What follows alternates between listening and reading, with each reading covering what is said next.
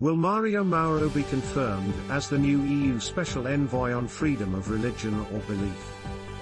Article of Juan Sanchez Hill. With info from Human Rights Without Frontiers, Christian Network Europe, and Evangelical Focus. Published on 12th of July 2022 at the European Times.News. As per a newsletter from Human Rights Without Frontiers, it was the website Christian Network Europe which broke the news on 4th July, of the EU appointing a new special envoy on freedom of religion or belief, even if there is no official record of this, and seems to be a corridors rumour, just one day before the UK International Ministerial on FoRB started in London. That would have been good opportunity that the EU missed to introduce, if this would be confirmed, this new appointment, and would have sent a strong message of the EU caring for such a fundamental issue for so many in Europe and around the world. Instead, the EU sent the Commission on Human Rights Eamon Gilmore, who delivered a pledge to the attendees, and that the European Times reported on. Practicing what we preach. While many speak loudly about protecting freedom of religion or belief, often decrease their volume even to silence when it comes to speaking out about the discrimination suffered by the real minorities, and even more if it is inside Europe, with the excuse of having external mandates. What will be it like with the new EU Special Envoy on FoRB, and how long will it last, is still to be seen in view of the last appointed one, but many minorities asked by the European Times, hope that they will not be forgotten outside, nor inside the EU since, as it is often flagged, the EU still must learn to practice what it preaches. The new, to-be, EU Special Envoy on FoRB. Mauro, a Roman Catholic, is currently the chairman of Popolari per Italia, the small Christian Democratic Party in Italy, CNE reports. He also works as a senior advisor and runs an international relations study center.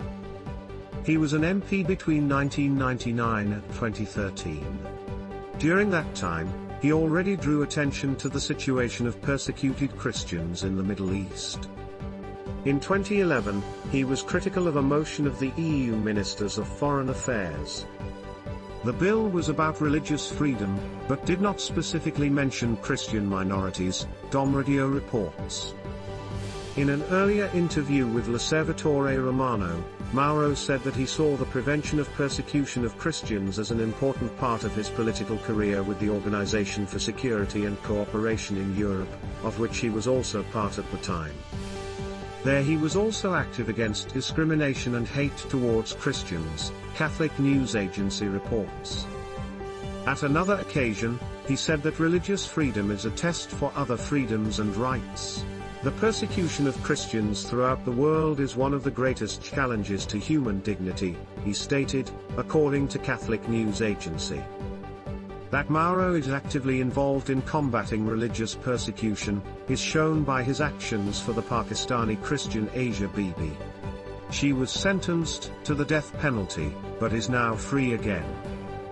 Also, in his website he highlights a very important moment for him, saying, and I quote, "In 2004, thanks to my new position as Vice President of the European Parliament, I could broaden my range of action and pursuing the line of human dignity and religious freedom. I was delegated by the President of the European Parliament Hans-Gert Pöttering to relations with churches and religious communities.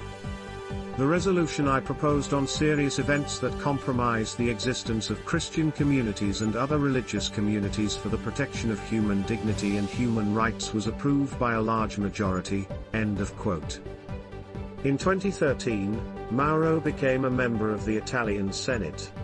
The same year, he founded the Christian Democratic Party Popolari per Italia. Mauro was Minister of Defense for 10 months during the Enrico Letta administration. Before becoming a politician, Mauro was a history teacher. He graduated from philosophy and literary studies at the Catholic University of Sacro, Dugece writes.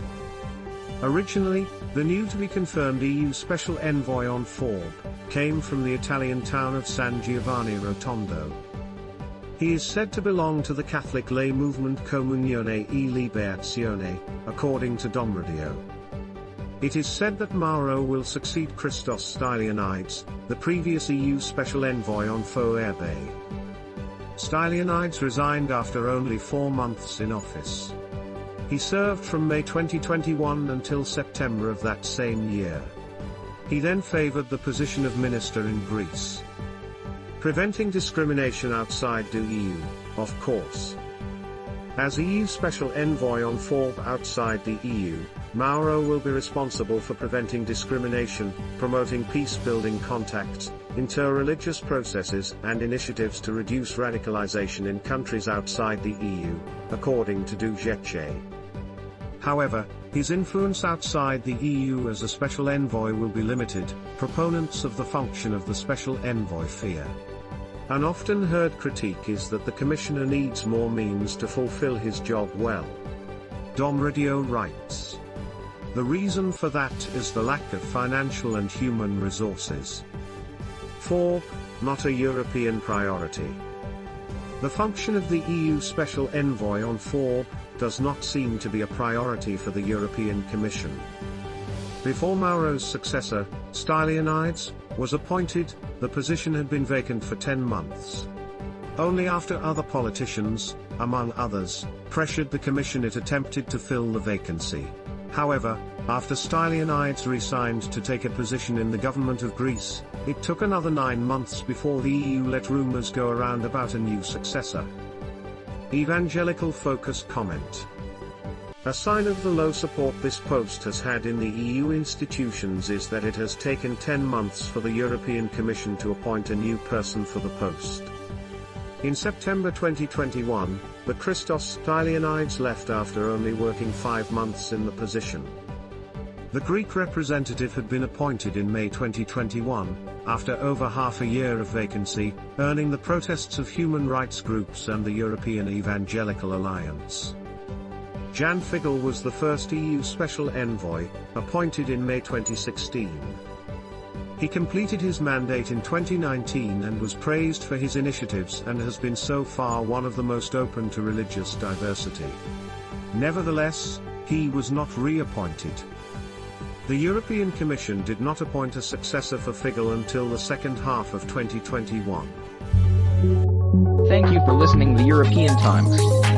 Do not forget to like, comment and share this article. For more news, please visit our website at europeantimes.news.